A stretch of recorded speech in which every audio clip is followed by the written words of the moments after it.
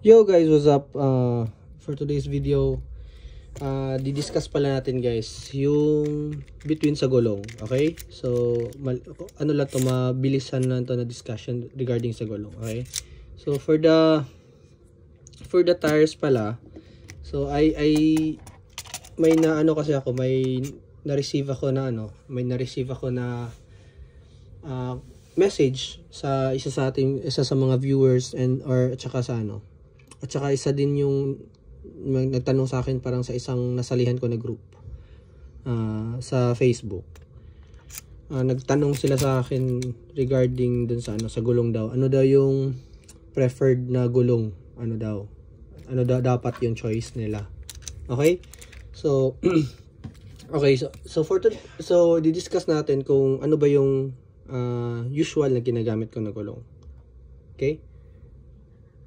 So for the tires guys, I usually use yung small diameter na tires. And then yung yung goma naman na gamit ko is yung selection ko nun is super hard tires at saka yung low friction na tires. Yun yung gamit. Tulad nito, ito low friction to pula. Dati gumamit din ako ng medium tires, kaso depende actually guys, preference niyo na yun kung talaga, kung saan kayo nasanay.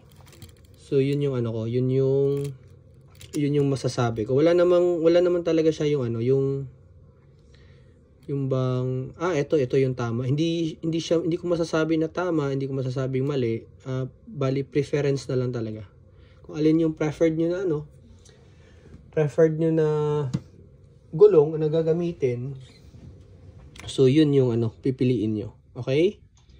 So discuss ko na lang din bakit small dia yung preferred ko. It's because ganito kasi, pag sa small dia kasi guys, mas para sa akin to, mas mabilis at saka mas nadadalian ako. Nagkabuhol-buhol na yung pagsasalita ko ng Tagalog. Sorry, hindi talaga ako so Bisaya kasi. Mas hindi ko masyadong yung ma-articulate ng gusto yung words. So sensya na. But anyway, so yun nga, mas preferred ko na gumamit ng small diameter na tires kasi mas mabilis at saka madali akong nakakapag parang na-adjust ko yung settings ng brake, paano ko siya, pati yung sa takbuhan, medyo nakakapa ko na, yung parang ganun yung term, nakakapa ko na kung yung settings nun pag small diameter. Okay, sa sa medium naman, yung experience ko kasi guys, medyo nahihirapan akong mag-adjust sa yung mag-adapt pala, yung ganun. Nahihirapan akong kapain yung sa brakes. Yun yung ko dun. Na okay naman, pero yun nga, may siya, mas prone akong umembang, ganun yung mas feeling ko prone akong umembang pag naka medium tires ako. Yun yung yun yung para sa akin. Now, the difference between small dia and medium dia, small diameter and medium diameter is, syempre, pag medium diameter yung gamit nyo guys, mas mabilis siya. Mas bibilis yung auto mo kumpara sa gumamit ka ng small diameter sa auto mo. So yun yung so the more na bigger yung gulong mo, the more siya na mas mabilis. Okay? So yun yung doon. Yun yung explanation doon. Now, for the selection naman sa sa kinds of rubber na gamitin nyo sa tires nyo, yung hard, super hard, at saka yung yung low friction. For me, ang masasuggest ko din is ang tawag ba nito? Yung gumamit kayo ng low friction at saka super hard tires. Yun yung dalawang goma na gagamitin nyo. Okay. So actually explain ko lang guys. ganito yung ano ko, ganito yung explanation ko doon. I mean, ito yung perception ko pala dati sa low friction.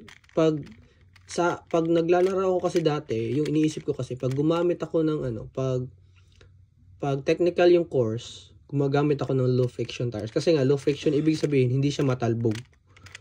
Yun yung ano, hindi nakakatulong siya na hindi siya masyadong matalbog. Yun pala yung meaning ibig kong sabihin.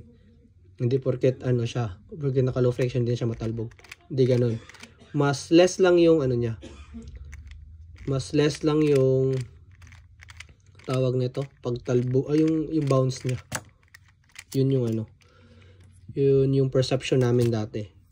At the same time ako, yun yung perception ko talaga. And then pag ano naman, pag mabilisan, rat-rat yung ano, yung layout na naka-ano, nagso-super hard kami kasi mas mabilis talaga yung super hard. Okay? Yun talaga yung ano niya. Kasi mas ano siya mas grip, mas grabe yung grip niya ng gulong mo.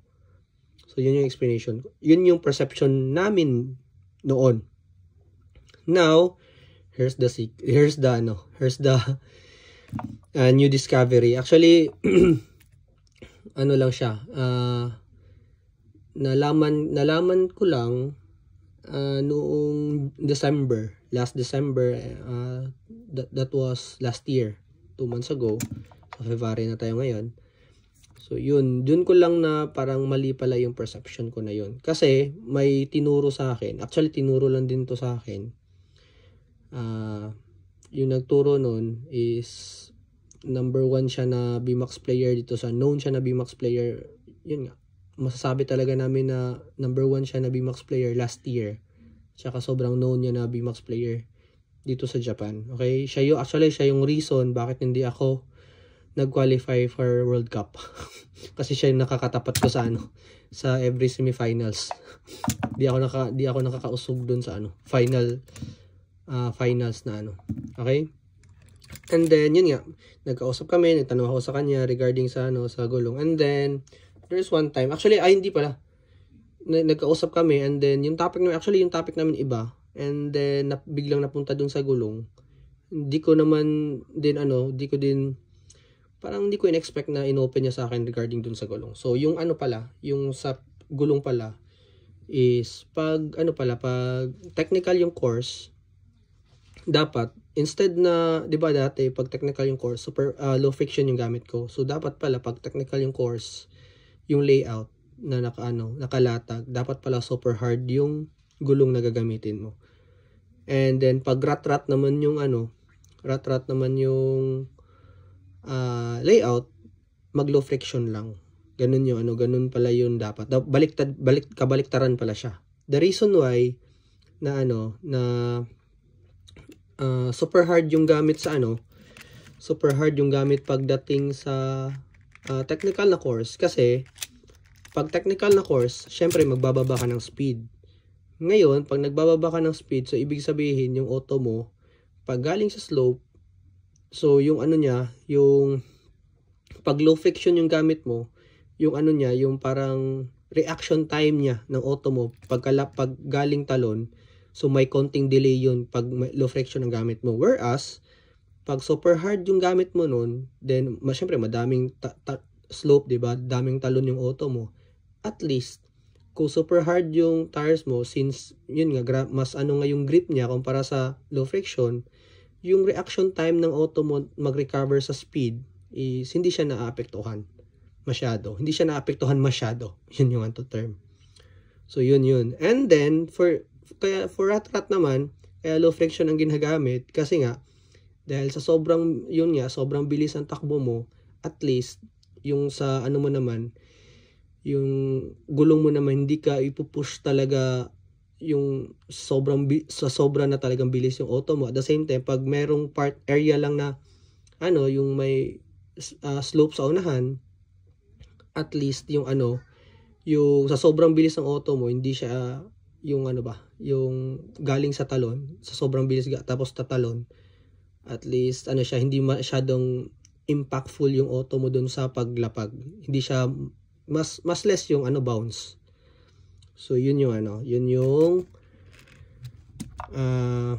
explanation doon.